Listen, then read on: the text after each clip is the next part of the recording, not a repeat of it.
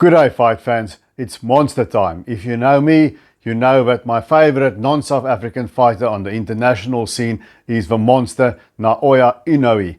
And tomorrow, which is Tuesday in Japan, he will be trying to become a 4-weight division world champion when he challenges the unified WBO WBC junior featherweight world champion Stephen Fulton. Are you interested in the breakdown of that fight? If you are, then stick around.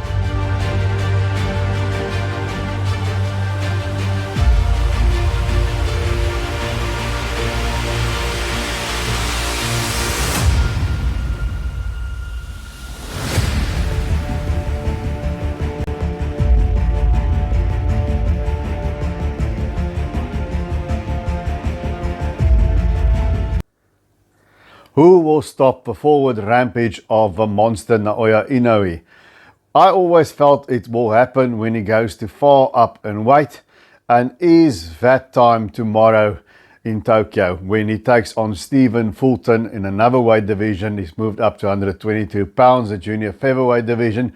Will it be a step too far? Will Fulton be just too big for Naoya Inoue, and will he be able to pull off an upset?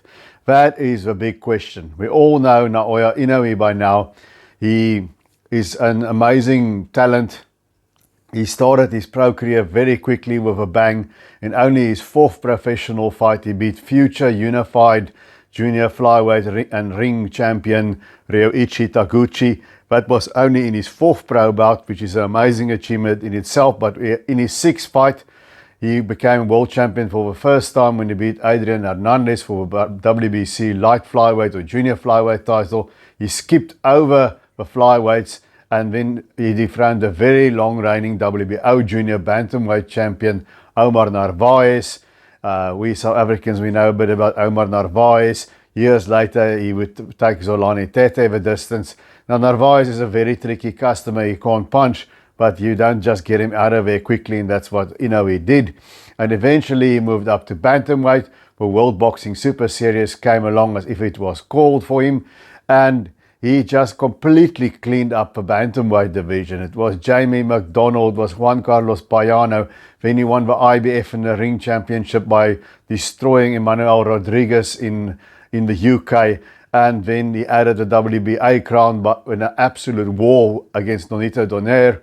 And that was a fight where he was closest to defeat, where he was badly rocked, and I think he cracked the orbital bone as well. But he managed to get everything together and win on points. And he also beat Donaire a second time to add the WBC belt. And in his most recent fight, he became the undisputed bantamweight champion by collecting the WBO belt from Paul Butler. Now, that wasn't an impressive showing. He eventually caught up with Butler and knocked him out, but Butler wasn't there to really win. You could see he was on his bicycle all the time and fighting to survive, and it's very hard to get a fighter like that out of there. Now, Inoue is 24-0 with 21 knockouts, big knockout ratio. Who is Stephen Fulton? Now, Stephen Fulton is undefeated as well. He's 21-0, but only 8 knockouts. Now, he burst on the scene when he outpointed Angelo Leo to win the WBO Junior Featherweight Championship, and then he unified and took the WBC title from Brandon Figueroa, and he has defended it since once against the former unified champion himself, Daniel Roman, winning a clear-cut decision. Now, if you look at Stephen Fulton, he obviously is a bigger guy. He's got the height and reach advantages, and he is a guy who looks. If you look at his last 2 fights against Daniel Roman and Brandon Figueroa, those 2 fights, the Figueroa fight shows what are the bad things about Fulton, and the Roman fight shows what Fulton really does well. Now, against Brandon Figueroa, he eked out the majority decision. I think it's a decision that could have easily gone the other way. It was a great fight. He did show that he had grit, he had heart, he could hang in there. And Brandon Figueroa, as we know, is an awkward pressure fighter, and he went after Fulton, and Fulton was quite crafty, stopping the body shots of Figueroa, taking some shots, but Figueroa had tagged him properly a couple of times in that fight, and he tried very hard to take Stephen Fulton out, but he couldn't, and Fulton had these bounce back rounds, and he kept hanging in there, and he kept bouncing back, and I think that's what won him the decision in the end. But what we saw is that a really strong pressure fighter can make it awkward for Stephen Fulton. And I think Fulton is not the kind of guy who is a absolutely disciplined boxer like a Pernell Whitaker that's going to stick to the game plan and stick and move his way to a decision. But then again, Figueroa forced him to fight and he answered the call. Now in his next fight against Daniel Roman, he commanded the center of the ring and he didn't get in the trenches that much. He boxed from his jab. He's got good hand speed. He's got very nice foot speed and movement as well. And he simply outboxed Daniel Roman. And that was a much better fight for Stephen Fulton. So I think it's quite obvious what Stephen Fulton needs to do here against Naoya Inoue. He needs to command the center of the ring. He needs to use his height and reach. He needs to box. Because if he's going to slug with Inoue, he's going to get in trouble, I think. Now, Inoue, can he carry that power of his up to junior featherweight? That is the really big question that I wonder about, because he didn't look like a huge bantamweight to me. Now, Inoue is more of an offensive technician. He's got very good offensive technique. He hits hard with either hand. He's a terrific body puncher. He's got a tremendous power jab behind him. He's got the heart, just like Fulton has and showed then against Figueroa. So can Inoue. He can walk through fire and he can come through sticky situations in the fight and can come back to win. Inoue can also learn. In the rematch against Nonito Donaire, Donaire was doing well in between those fights. You know, he won the WBC title, destroyed Nordine Obali. Donaire looked really good going into the rematch with Naoya Inoue, and he made the mistake of going after Inoue, and Inoue was prepared for him. And the rap against Naoya Inoue is that he sort of stands like that with a peekaboo style with gloves up. He doesn't really move his head. He hasn't got terrific upper body movement or head movement. His head is stationary. So you can tag him. But we saw in the rematch against Donaire, he used his feet defensively quite a bit better. You know, he knew when Inoue was going to throw and he stepped back or stepped to the side of those punches. He just stepped out of the way of the punches, which I thought was very impressive. The other thing is we can ask ourselves, how well does Inoue cut off the ring? Now, years back against Narvaez, he did it very well, but against Paul Butler, he battled to catch up to Butler. But Butler, as I've said, it's very hard to catch up to a fighter who's there to survive. And Paul Butler, to me, it looked like he was there for the payday. He didn't really try to win, he just tried to survive. And that's difficult to fight against a fighter like that. But that's where Stephen Fulton's hope lies.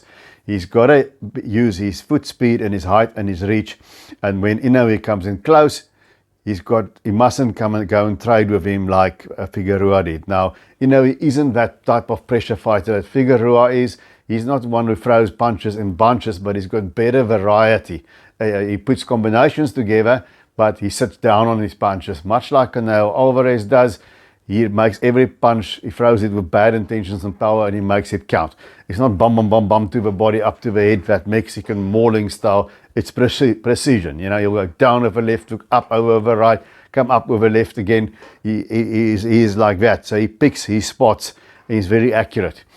Now, for Inoue, he's going to have to close the gap. He's not going to win this fight boxing on his toes. He's going to have controlled aggression, and I think he's got to look for those gaps when Fulton stands and fights and go for the body as well. Now, most people, I think the conventional wisdom is one or two there picking Fulton to win a decision on an upset. I know we're fighting in Japan, but if you're going to fight on the road, you can't get a fair shake almost anywhere but in Japan. So Japan, you can win a close fight. Look at Eki Butler beating Taguchi there in Japan on a one-pointer. So you can get a fair shake in Japan. So I don't think the Fulton camp needs to be too worried about that. They must just do their thing and be the ring general in there. So for them, the fight must be won on the outside. They must tie Inoue up. They must muscle him around, use that size. But they can't go into the trenches of Inoue, because I think Inoue will just clinically start to take him apart. Now, if Fulton fights the way he fought against Daniel Roman, I think that's the way he should fight, and that's the way he will fight.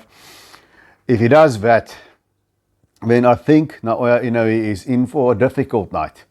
Maybe not a war, maybe nothing like he did in the first Nonito Donaire fight, but I think he's in for a hard night's work, because that Paul Butler fight, I think the Fulton camp must also have looked at that. Now, I think Naoya Inoue you know, you got to keep in mind also, this guy came from junior flyweight and now he's a junior featherweight. Try and imagine in your mind Sive Nonchinga or Heki Butler, for instance, fighting Stephen Fulton, right? We almost can't make that leap.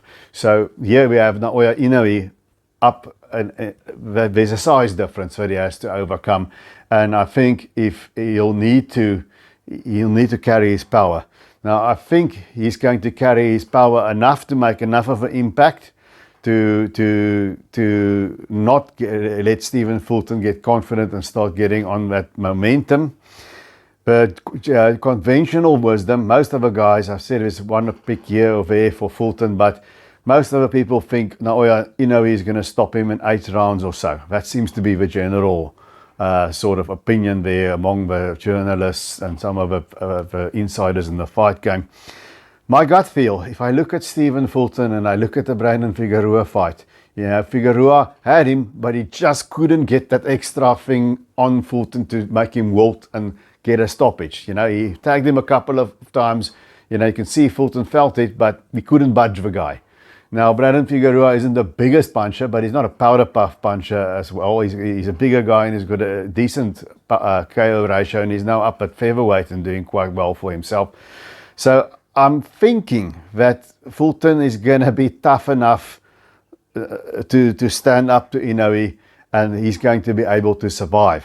But I think Inoue is going to give away maybe a few earlier rounds.